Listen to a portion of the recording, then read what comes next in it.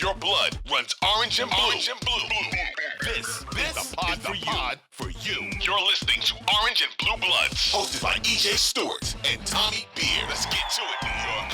Well, I guess it won't be easy after all. This is EJ Stewart, Tommy Beer. This is Orange and Blue Bloods, a New York Knicks podcast, WFAN Audacy original. We are talking Knicks playoffs. We're talking a blowout loss in Game 2 to the Cleveland Cavaliers. We'll break down this game, what happened, why was Cleveland so dominant, and does it mark concerning signs for the Knicks moving the series to New York for Game 3? So we'll talk all about that. We'll also talk about a play that happened late in the game regarding Julius Randle and Jared Allen. Randle fell hard on his back on a late foul by Jared Allen on a dunk attempt. And there's been a lot of questions about Tom Thibodeau and his decision to leave the starters in the game at that point in time, being down 20-plus points with 2 minutes to go. Randle, Brunson, a lot of stars were in the game when Randle took that tumble. So we'll talk about that decision and what we thought about the foul. And in some larger NBA playoff news, some massive news coming out of the Western Conference playoffs, Draymond Green has been suspended for the Sabonis stomp that happened just a couple of nights ago in Sacramento. So no Draymond Green for Game 3. I want to get Tommy's thoughts on whether or not that was the right decision to suspend Draymond and what he thought about Draymond and what he thought about the whole situation. So plenty to get to on this episode. Tommy, how you feeling, my man? Plenty to get to is right. We got a big Warriors game tonight. This is NBA finally starting to kick into high gear right now. We got some important games, including Game 3, Knicks Cavs Friday night at the Garden. The reason why that matters is because the Knicks got a Draymond stomp of their own Tuesday night in Cleveland. Yeah. Which is, listen, nobody was predicting a 5-game romp or a 4-game sweep. You know, everybody knew it would be difficult one way or the other. As the Cavs showed on Tuesday, they got plenty of fight left in them. And they showed the Knicks. They made the first major tactical adjustment of the series, which we'll discuss. And then we'll see how Thibs and the Knicks react. So let's get into it. Yes, we will. So let's get into it. And before we start, again, this is Orange and Blue Bloods, a New York Knicks podcast, WFAN Audacy original, a podcast you can get wherever you get your podcasts, including the free Audacy app. Make sure you hit the auto download feature on your streaming service to get these episodes every time we drop. We drop 3 times a week. This is our second episode of this week. So make sure you hit that auto download feature. Also rate and review the podcast on your streaming service as well. And check us out on YouTube. You can find us on the Audacy Sports channel and the WFAN channel as well. So you can get the video version of this podcast and the video segments from this show. So the Cavs answered the bell in Game 2. They delivered a knockout blow to the Knicks. The Cavs outscored the Knicks 34-17 in the second quarter and cruised to a 107-90 victory in Cleveland. The Cavs turned the tide of the series with suffocating defense that held the Knicks to just 39 points in the first half on 37% shooting. Meanwhile, the Cavs got a breakout game from Darius Garland, who was red hot in the first half. He had 26 points in that first half. He finished the game with 32. Karis LeVert, who also served as the primary defender on Jalen Brunson for much of this game, added 24 points off the bench. Donovan Mitchell only scored 17 points in this game, but ended up with a career-high 17 assists, so he definitely still made his impact felt in this one. For the Knicks, it was a struggle for pretty much everyone offensively. Jalen Brunson, who had a monster Game 1, struggled in Game 2. He shot 5 for 17 on his 20-point performance. Julius Randle had 22 points on 8 for 20 shooting. RJ Barrett was 4 for 13. He added 14 points in this one. So right out the gate, Tommy, why were the Cavs so easily able to dominate the Knicks thoroughly in game 2? Yeah, I think if we start in the second quarter, one possession game, 2-point game, back and forth in the first quarter. Knicks hanging tight, not scoring a bunch, but their defense doing enough to keep them close. 9 minutes left in the second quarter. It's still just a 2-point game, 26-24. Turnover by Isaiah Hartenstein. Cavs come back on the other end of the floor and score. And to me, I thought it was emblematic of really what troubled the Knicks. There's been 2 things, and we talked about going into the series, and we've talked about throughout the regular season, kind of the secret sauce for the Knicks offensively is taking one of the factors that they really lean on is taking care of the basketball. Third in the league in fewest turnovers per game. Those final 9 minutes of the second quarter, they turned the ball over 9 times, led to 19 points for the Cavs. Really difficult to overcome that sloppiness, that not taking care of the basketball. Again, lead went from 2 points to 20 over that final 9 minute Wow. stretch of the second quarter. A total of 14 turnovers in the first half. Knicks averaged 13 turnovers per game during the regular season. Other really important factor for the Knicks is to dominate the glass. We saw that in game one, had 51 rebounds to the Cavs, only 38. And game one was a major factor in the Knicks' victory last night. Knicks only get 36 boards, 38 rebounds, out rebounded by Cleveland 43-38. We'll get into Jalen Brunson. I think he was doing a little bit too much early on, wasn't passing the ball enough. Randall didn't have a great game, didn't seem to be in a great headspace. RJ Barrett continues to struggle. And the Emmanuel Quickly thing's really disturbing and perturbing and confusing, however you want to Yeah. call it. Weird. So all those kind of weigh in, but we saw a lot of that, kind of be overcome by a really strong Josh Hart game and a great second half from Brunson in game one. The final score was a 17-point advantage for Cleveland. It wasn't that close. Knicks really got thoroughly outhandled, especially over the final three quarters. And I thought the turnovers and rebounding were primarily responsible. Yeah, I mean, those avalanche of turnovers killed him. I mean, Julius Randle had 4 turnovers in just the second quarter alone. I mean, that is not going to get it done on any level. But it wasn't just him. Jalen Brunson turned the ball over. You mentioned the Hartenstein turnover. Josh Hart turned the ball over. Quentin Grimes turned the ball over. Credit to the Cavs. I mean, they said they were going to be more physical. They said they were going to be more intentional with how they made the Knicks feel them, and they really turned up the heat.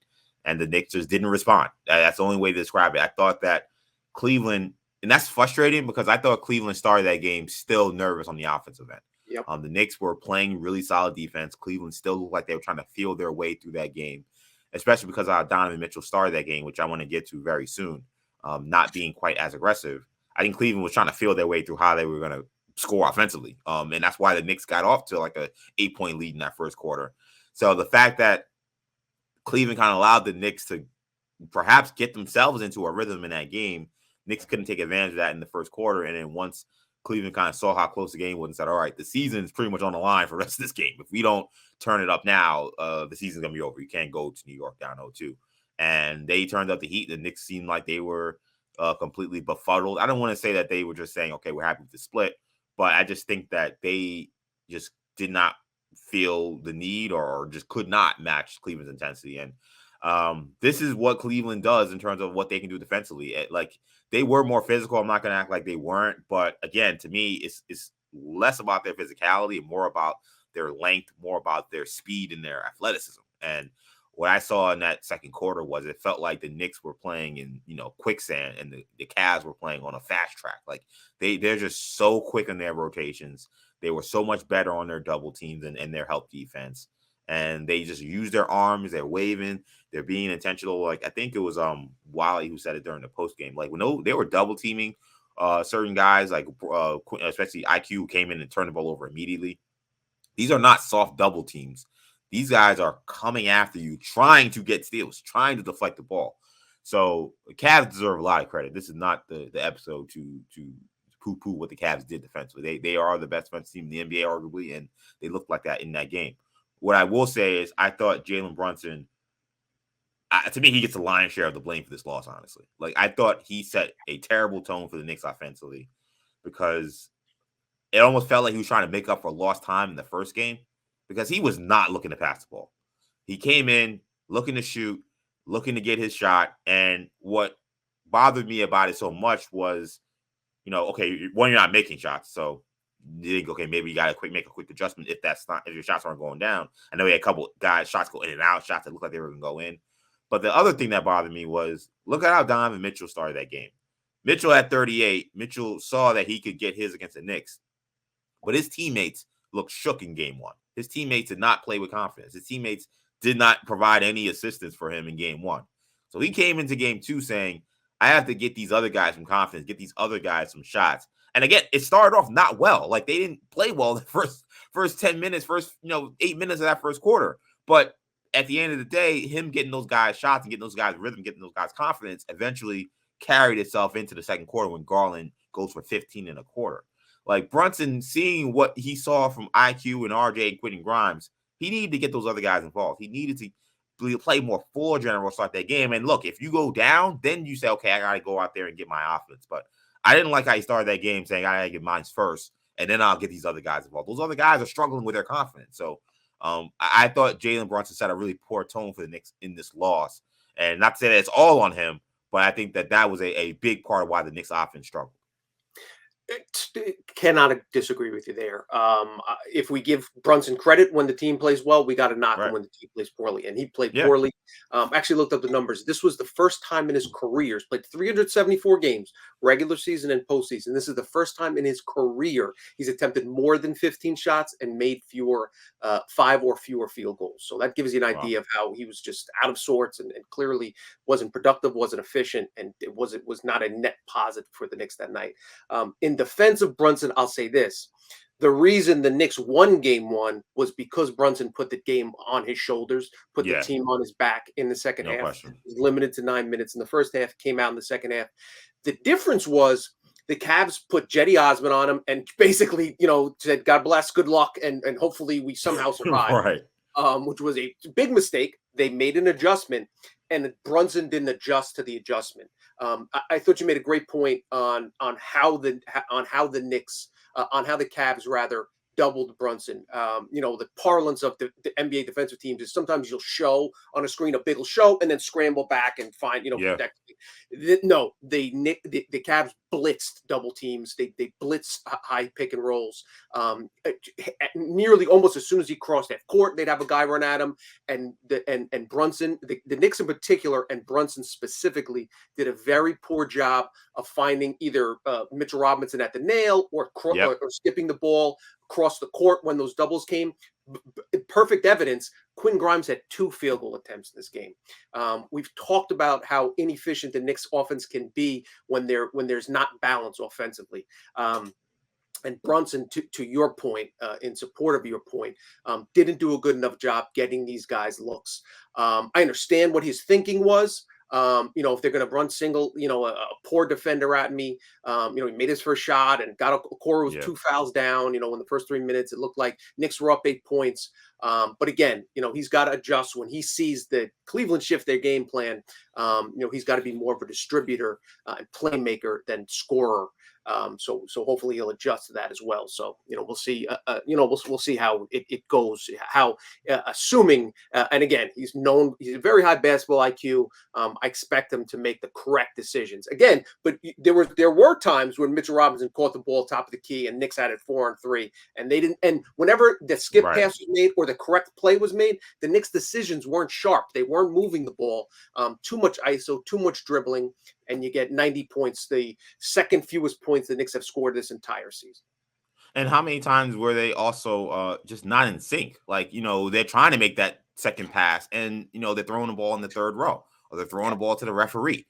Yeah. Like, it seemed like guys weren't where the passers thought they would be. I mean, Josh Hart took a ball to the dome at one point on a second pass on one out of those double teams. I mean, the Knicks were not prepared for what the Cavs are going to do. And it is what it is. I mean, it's game 2. You won game 1, so I don't want to just go ballistic. But the fact that they didn't really even anticipate that adjustment is a little annoying and a little frustrating in that standpoint. So they're going to have to get it right. I mean, this was a game that was, like I said, not competitive for a lot of this. At how much concern do you have going into a game 3 because of this loss? I don't want to, emphasize so much on this loss because the Knicks did get what they needed, which was a split. But you go down 29 points. Do you take a large bit of concern from this result, or do you say, hey, Cavs need to get that game? We'll be fine going back to the Garden for game 3? Yeah, I'll say this. If you would have asked Knicks fans Saturday morning before game 1, do you settle for Wednesday morning being 1-1, head back to the Garden, 5-game series, Knicks having home court advantage? Most fans would settle, would take that. Yeah. Look back 6 months, going into the season. If I told you the Knicks would be a 5 seed and have a 1-1 game, heading back to the Garden. You obviously take that as well. Expectations were low. That being said, you don't like to give away a game. But we got to give credit where credit is due. Cavs outplayed them. They out-toughed them. They talked for 2 days about we're going to land the first punch. We're going to be more physical. Basically, the coaches, the players, everyone called it a gut check game. And the Cavs played like the more desperate team. And more often than not, when two teams are relatively even, as these two teams are, the more desperate team is going to have an advantage. And the Cavs played like a team that's the best defensive team in the NBA, which they were for the prior 6 months. First in the NBA in points per game allowed. First in the NBA in points per 100 possessions allowed. We talked about the fact that they had held teams under 100 points 24 times during the regular season, more than any other team in the NBA. They were 23-1 in those games. So you factor all that in. At the end of the series, it's not who scores the most points, it's who wins the most games. So whether you win by 1 or you win by 29, a win is a win is a win. A loss is a loss is a loss. Now you just got to adjust. Now you got to, make the counter adjustments for what the Cavs did.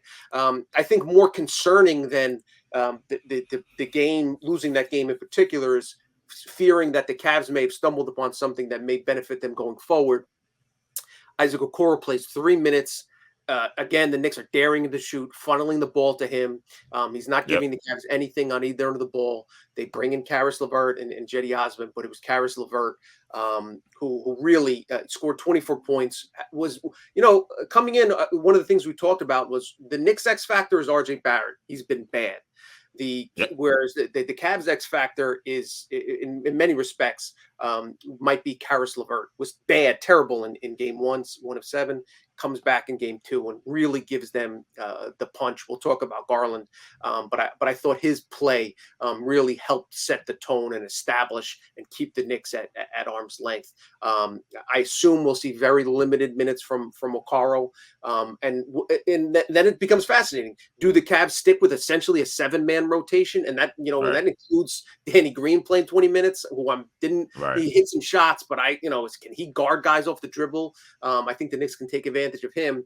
And if that core 4 plays 40 minutes a night, they have 3 days off now, so that definitely benefits them. But if they play Friday night at 8:30 and then Sunday at 1, do they get worn down there? Those are things that will have to factor. But as I said, the adjustment going forward is how do the Knicks counteract 1, the aggressive double teams on Brunson, and 2, on the other end of the floor, how do they do a better job guarding LeVert? If I'm Thibs, I don't want Brunson to have to deal with LeVert. I'm going to stick him on the other. If it's Cedi Osman in the corner, he was 2 of 7, I believe. But I don't want that to put that responsibility on Brunson. Yeah, LeVert was fantastic. I thought his defense, he was picking up full court on both Quickly and Brunson. I thought he was phenomenal defensively. Something that I learned he's a much better defender even I realized.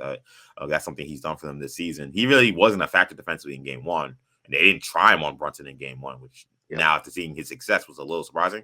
But and maybe part of that was because he was so bad offensively, they couldn't put him out there.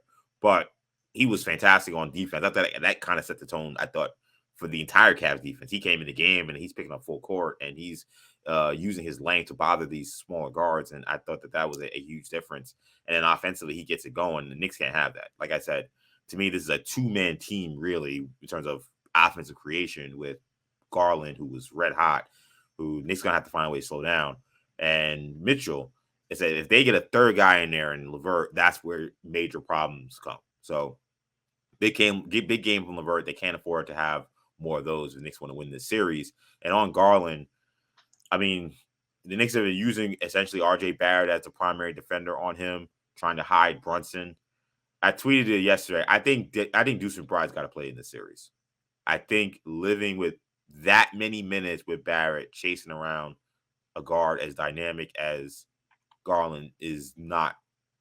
I don't think you're gonna get the best from RJ Barrett this whole series if that's how this is gonna work.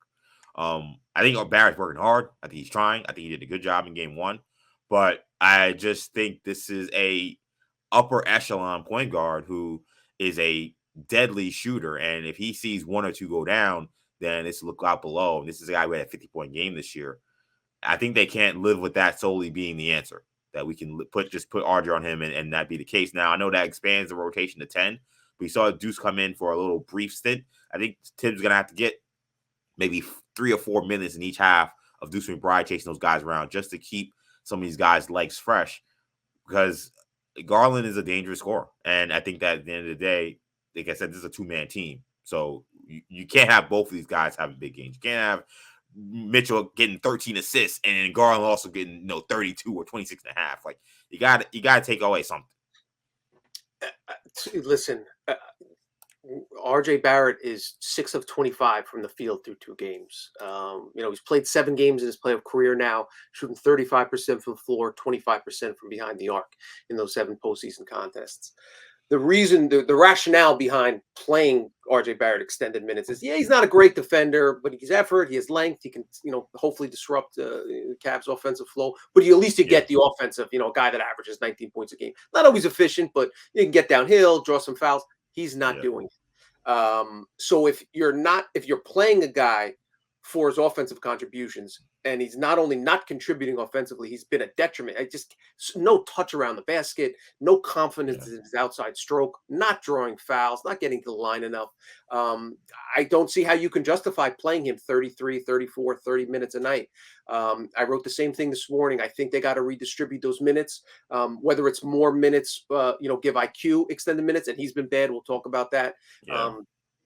Give Grimes more playing time, kind of reallocate those minutes, early on, and bring Hart in alongside. So you have Hart to guard one guy, either Brunson or have Hart guard Mitchell, and then have Grimes guard Garland.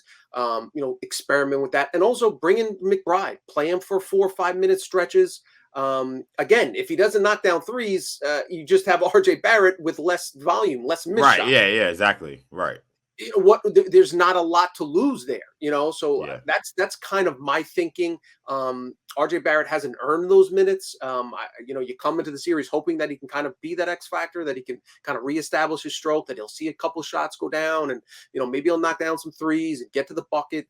But it hasn't manifested itself. And you mentioned game 1 again. He's putting forth effort, but Garland was 7 of 13. He just didn't take a lot of shots. Right, he wasn't aggressive. Yeah, he wasn't aggressive, and everybody on the street he said screamed at him, his teammates, his coaching staff, his girlfriend, shoot the ball, bro.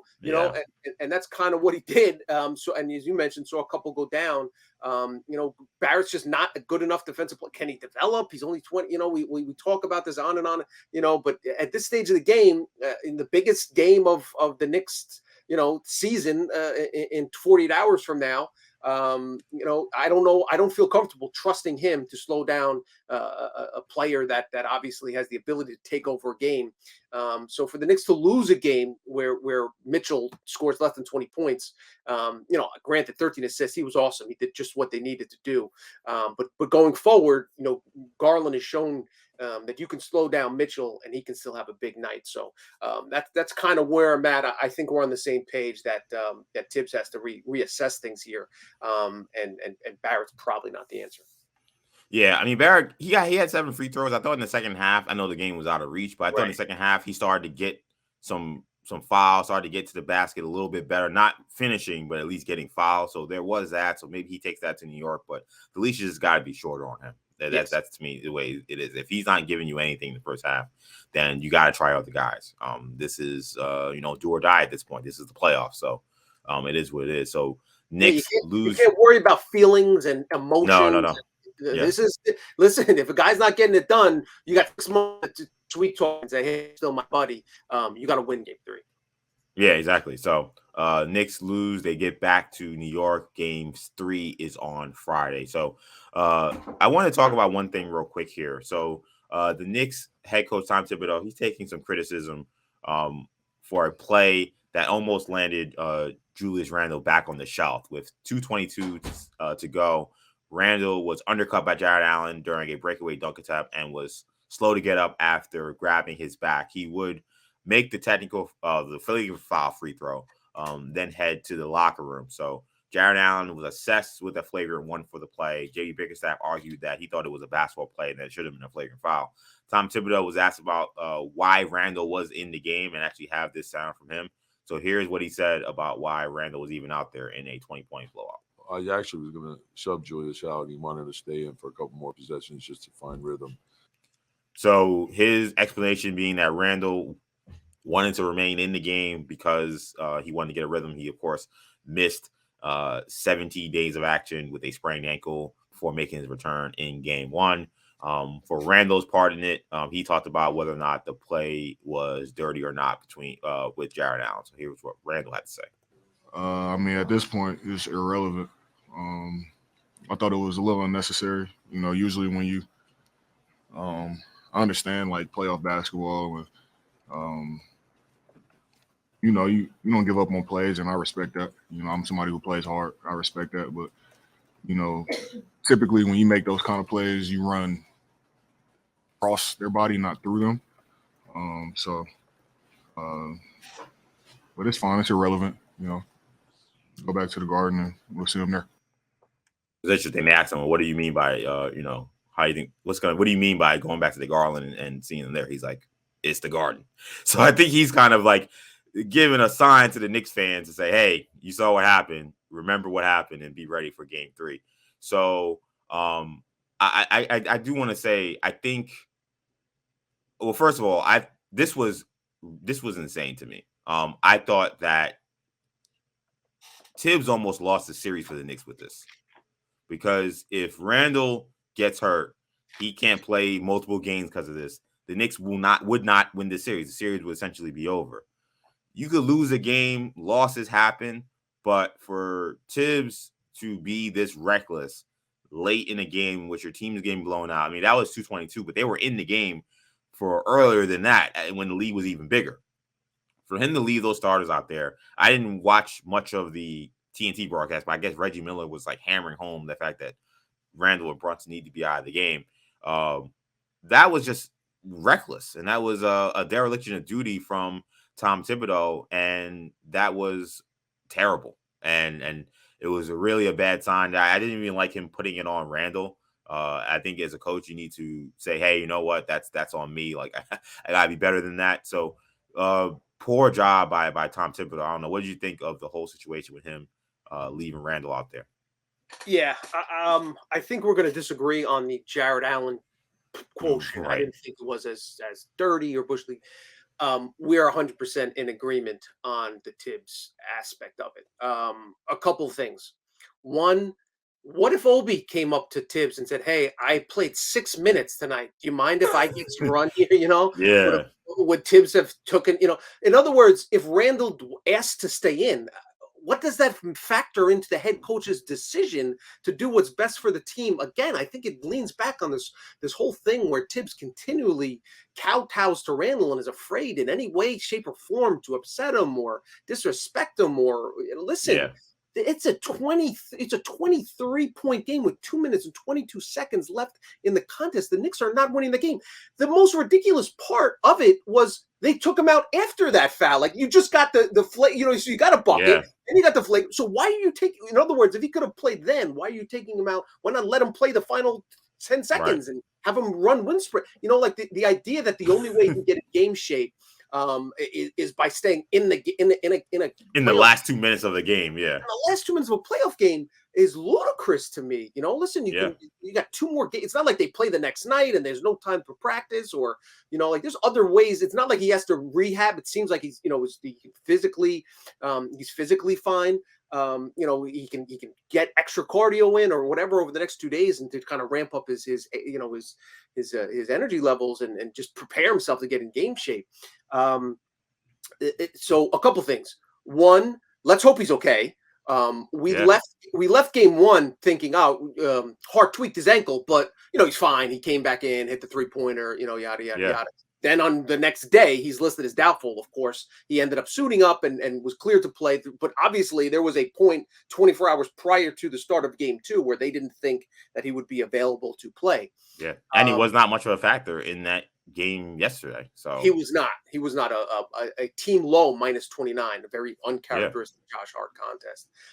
So Randall looked fine. He got up and walked away. let's hope that he's able to practice fully and that we don't get a situation where we get a tweet from Knicks PR. We're recording this Wednesday afternoon on Thursday morning where, Randall listed as questionable, wasn't able to participate in practice, whatever the case is. Let's hope he's okay. The other thing is at the end of playoff games, if I've seen a playoff game, I've seen, 1,000 bad things happen because teams are pissed. They just lost a playoff game. Right. Players get angry. They shove. They push each other. How much time was left when PJ Brown flipped Charlie Ward? Right. Yeah. How much time 10 was seconds, left? whatever it was. We've seen it time and time. JoJo English and Derek Harper. We can, that's just Knicks games, and there's a million other scenarios where these things have happened. So my thinking was, when Randall went up for the dunk, please don't get hurt. Then he goes tumbling to the ground. Please don't be hurt. And then as he's getting up, I'm thinking, he's going to try to throw a punch at Jared Allen or shove a referee to get at, Bernie Bickerstaff or something like that. So I thought Thibs really got lucky here because to your point, if Randall would have missed that time, it depresses me to no end that I'm forced to agree with Reggie Miller. So that's the low point. It's a low point of my day. But yeah, zero rationale. And also, if you want Randall to play, if he tells you and you want to say, okay, whatever you want, Randall, you can play the last few minutes. Why is Brunson in the game? Right, exactly. Did Brunson say he wants to play too? So I find it really hard to find any. I think it's almost like Thibs just wanting to. He knows what people are going to knock him for the minutes, please, and him thumbing their nose at people and just be like, listen, I'm going to leave my guys in. So luckily the Knicks got away with it. But yeah, I can't justify that decision. Yeah, I can't justify it either at all. I mean, like I said, you make a good point. I didn't even think about the whole Randall angle with Randall once again continuing to keep getting what he wants, regardless of what it means for the team. And this was kind of another example of that. You're right, where it's clear that the game is over and you need to keep him rested and fresh. And the point you made about Brunson was also very accurate. And I thought about the same thing. I'm like, all right, well, if Randall is the guy that needs rhythm, why is Brunson out there? He could use the rest. He could use the time away. We don't need him to get hurt. So. Yeah, I just think sometimes Thibs coaches on autopilot, man. I really do feel that way, and it's crazy because I don't take anything back from game one. I thought he coached his best game as a Knicks head coach, but then there are these games sometimes where it's like, all right, like the decision has to be made. Like, are you awake? Let's go. Like, what the situation is, and he's just like, well, like it doesn't really matter if I don't do anything here, or it doesn't matter if I don't make an adjustment here. It's like, no, it does matter because something catastrophic can happen, and something catastrophic almost happened. I'll just say quickly. On the Jared Allen thing, I thought that was a completely Bush League play because I understand it's a postseason. I understand you don't want to give up anything, just like Randall said. I agree with all of that. What I don't like is you have a play where you're up 20-something points. You have a play in which it's a 2% chance he makes a block on that play. I mean, he had no chance to make a play on that ball, and you're going up with a guy who's going for a dunk, and you're coming from behind him, and only bad things that happen when a guy's up in the air like that. And anybody who plays ball knows that you cannot throw a guy off when he's going up for a dunk uncontested and you're coming in late. Like, that's just an absolute no-no. So for Allen to do that when a game we were up 20-something points was ludicrous to me. Go out there, sprint, go out there, make a feint attempt. That's fine. You can't go out there and make real contact on Randall there. And if there was any part of me that wanted to give him a pass, I'm looking at him on the bench and he's grinning at the replay. He's pointing at the monitor. He's looking at the replay being like, I don't know. And he's smiling ear to ear. So I took that and said, okay.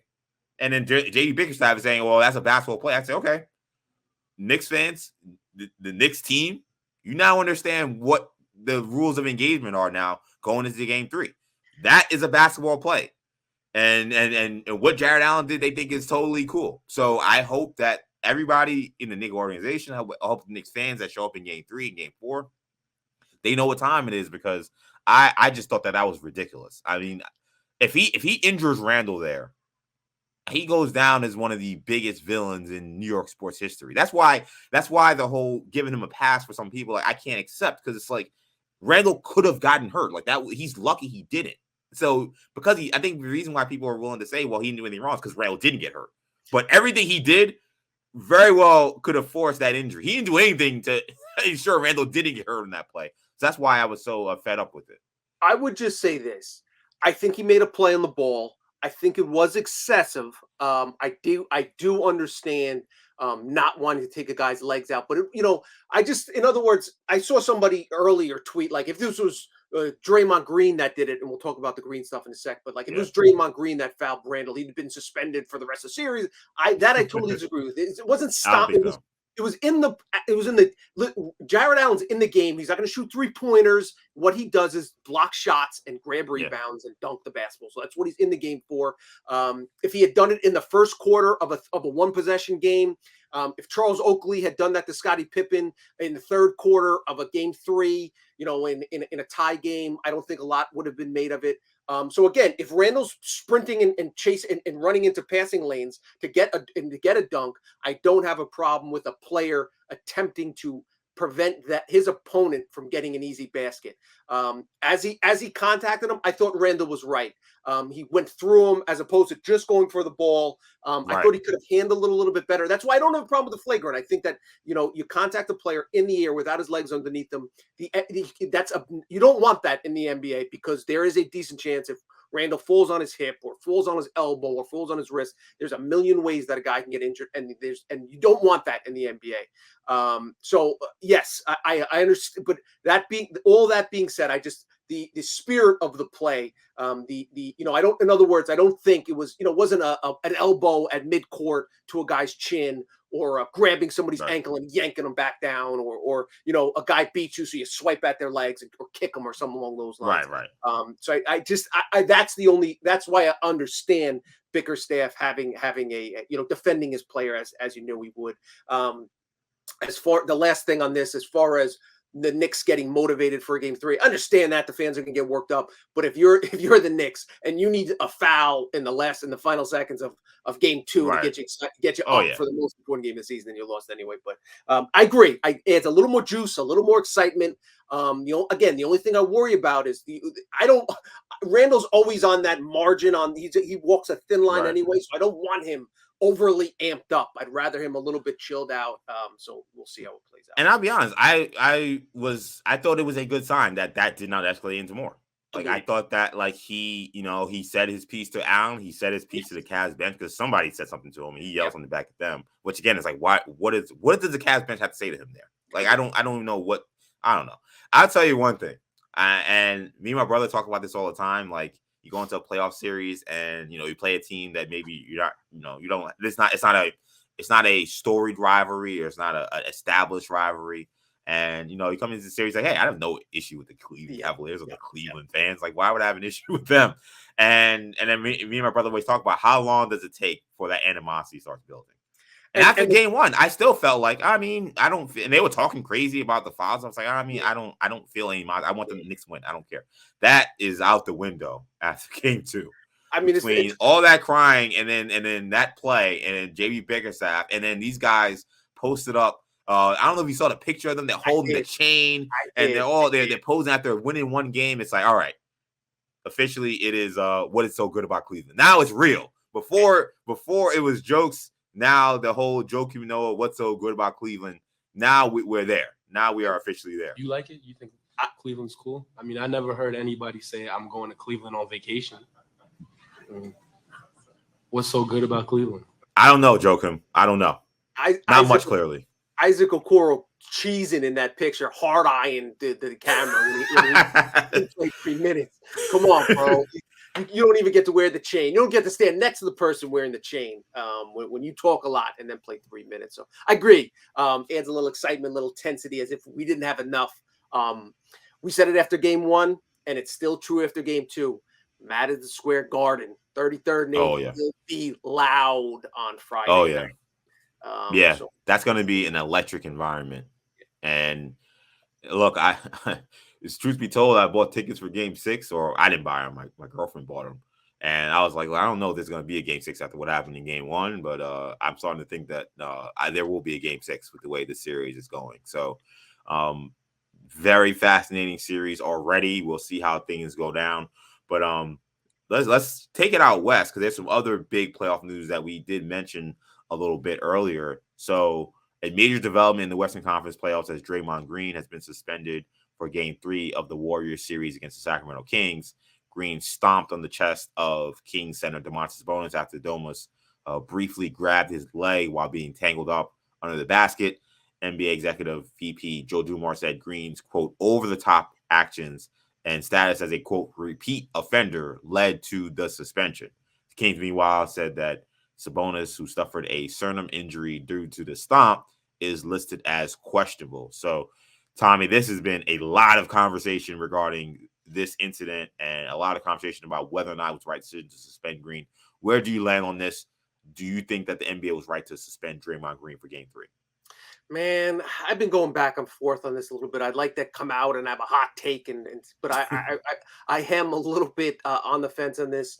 The reason against suspending him, he was ejected in the fourth quarter of the game. It was still a very close game. A very close one possession game, 7 minutes left. That's a big blow. So you're set. It's not the same as suspending him for 2 games.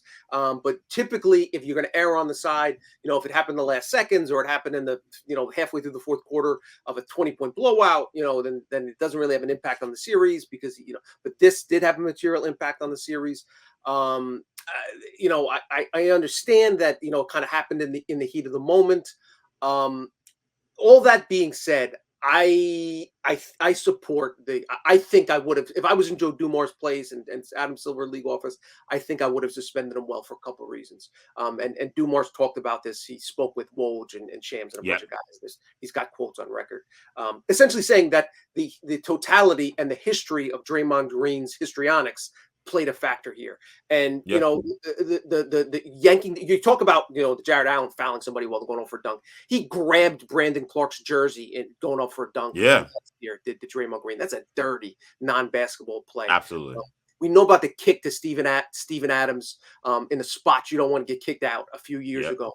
We know about the punch to LeBron James. All these things cumulatively, and those are just a few of the highlights of the Draymond Green's greatest hits.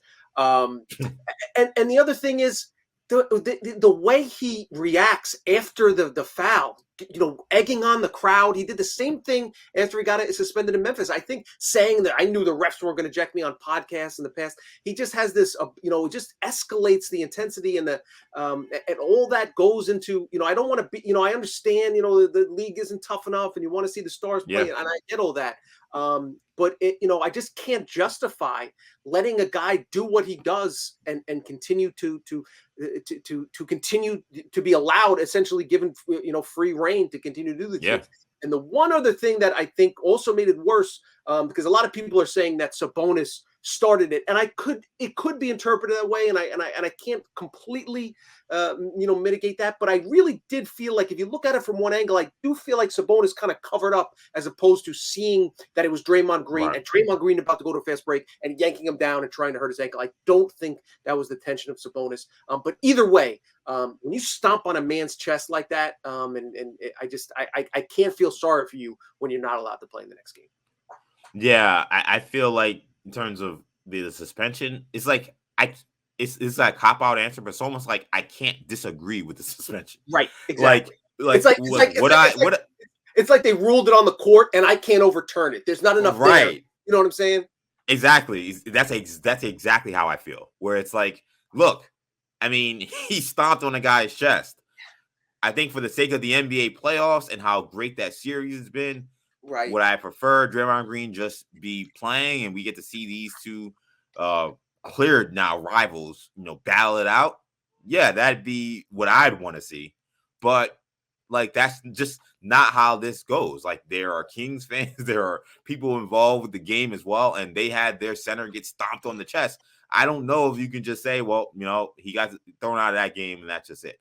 If that was happening in the regular season, there's almost no chance that's not a suspension beyond the flagrant 2. 100%. And also, Sabonis is listed as questionable with the rib contusion. Right. So if Sabonis can't play and you allow Green to play, that just looks horrible. Yeah, exactly. So like, and that's the hockey rule where like essentially like if you knock a guy out in hockey and he's out for a month, then you're out for a month. I mean, I think the NHL, I like that the NHL does that, quite frankly. So, so I agree that would have been a weird precedent if Sabonis can't go. So from that standpoint, it was like I can't argue with it. The other standpoint is from Draymond Green's perspective. I mean, this guy, he's a dirty player. I don't know what else to say. Like anybody who's trying to like make the amount of excuses I've seen, like I've heard so many people say, well, what else was he supposed to do when the guy grabbed his leg? I'm like, there are 26 guys on each roster. All 25 other guys would not have stomped on Domantas Sabonis' chest, including Domantas Sabonis, if Draymond Green grabbed his leg.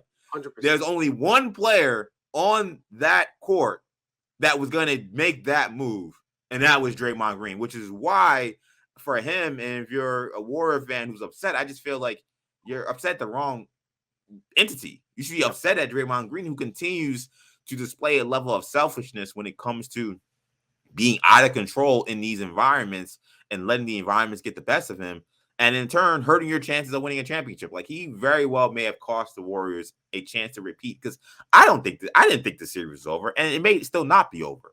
But like those were two tough competitive games. I picked the Kings in 7, all disclosure, but the Kings had to squeak by both of those games. Those were tough games. I thought the Warriors were going to come in 3 and 4 and probably blow their doors off. So like this is a tough series. So for him to make that decision, knowing that now it's in the hands of the league of what's going to happen for you the rest of the series, I mean, to me, it's a completely like, I don't know, like it's like a non-serious kind of action. It's like, what are you doing? Yeah. I will say this. Yeah, you're right. And the Kings won 2 games, but I feel like they had to play close to their A game. Right. To beat the Warriors. And obviously we know about the Warriors' struggles on the road, reacclimating Andrew Wiggins back into the lineup. Now they go home where they've been dominant. But I will say this, if the Kings want to win the series, I want to, if they don't want to let this game slip away. No, they got to get this one. Because if the Warriors win tonight without Draymond, that's going to make things very interesting for Game 4, and just kind of change the entire momentum of the series. So it sounds crazy to call a game a must-win for a team up 2-0. That's up 2-0. But you don't want to let this game slip away. But yeah, credit to you for calling it out. It seems like sometimes we ignore the previous 6 months of what we've seen, the Kings being really good and the Warriors being awful on the road. Oh, and, yeah. And you know, our confirmation bias didn't prove right in this one. So it should be a fascinating game, Game 3, and the rest of the series going forward. Yeah, like I tweeted, like I don't want to hear people talk about the NBA regular season not mattering. It matters. Now, whether or not the teams take it seriously is a whole nother conversation. But the Kings took the regular season seriously. They protected home court all season. So it prepared them for a matchup against a Warriors team that did not take the regular season seriously, that did not take road games seriously, to find a way to win 2 tough games at home. That is why the regular season does matter. People look at this and say, oh, it doesn't matter. You know, Kings, I know they won all these games, but I mean, they're the Kings. The Warriors are going to go out there and run right through them. I'm like, have you been paying attention? Like, it's so hard. And it's not just this season. This is like the totality of the NBA history. It's so hard to just flip a switch once the playoffs start. Like, if you're a 6C kind of team, you're a 6C kind of team. That's what the Warriors have been much of the season. Now the thing, we can just throw in Andrew Wiggins in the mix and just there'll be no consequences. And he's, you know, still trying to find his way through it. I won't say I was surprised at how much people were writing off the Kings in this series, because I wasn't. But I just think that the reasoning behind it, which seemed to almost entirely stem from throwing out the Warriors regular season and throwing out a lot of the Kings sets in the regular season, just didn't make sense. If you want to say from a roster standpoint, they got a better roster in terms of the Warriors, I may not even disagree with you. But I just didn't understand eliminating the regular season from why the Warriors were going to beat the Kings in this series. So I'll tell you what, there are very, very interesting series happening all across the NBA. Maybe not so much in the East besides this Knicks series, but in the West. Well, does Milwaukee need to win tonight? Doubtful. Well, that's another one. Giannis doubtful for Game 2. I did not expect him to be listed as doubtful. We saw him go down with the injury, but it was it was contact injury, and it just seemed like obviously Miami's playing without Tyler Hero, but listen, the Bucks are good. And they can win 4 out of 5 with a healthy Giannis, but you're not going to get 100% Giannis in Game 3. Definitely, yeah. And you got to win, 3 of those games in Miami against playoff Jimmy Butler. That's no small task. So we got the Suns, the Kings, Warriors game tomorrow night, Thursday, and then we got the Milwaukee.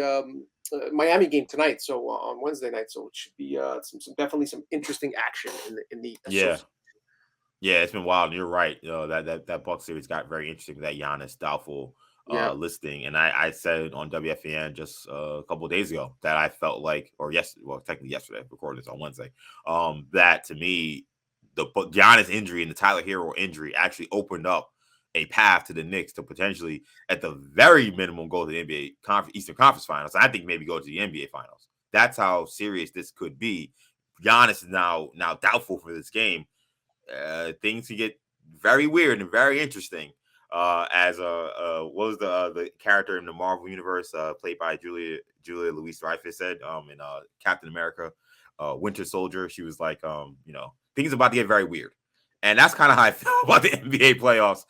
Things are about to get very weird. I said Falcon. I meant Falcon and Winter Soldier, not Captain America Winter Soldier, but you know what I mean. Things are about to get very weird in these NBA playoffs. I feel it. And buckle up. Buckle up, Knicks fans. You're in there for a long series. Buckle up, rest of the NBA. I think this is going to be a wild ride. True. But that's going to do it for this edition of Orange and Blue Bloods. So thank you guys so much for checking us out. Tommy, let the people know where they can find you. At Tommy Beer on Twitter. You can find me, EJ_Stewart on Twitter. Make sure you check out our podcast wherever you get your podcasts, including the free Audacy app. Make sure you hit the auto download feature on your streaming service to get these episodes every time we drop. Also, check us out on YouTube. Check us out on the WFAN channel and the Audacy Sports channel. That'll do it for now. Thank you guys so much for checking us out. For Tommy, I'm EJ. Take it easy, guys. Peace. Thanks for watching. If you enjoyed this video, please don't forget to give it a thumbs up and subscribe to our channel for more content like this. If you want to see more of our videos, be sure to check out our playlist and let us know what you think in the comments below. Also, don't forget to follow us on social media to stay up to date on our latest podcast ventures. Links will be in the descriptions. And as always, thanks for watching, and we will see you in our next video.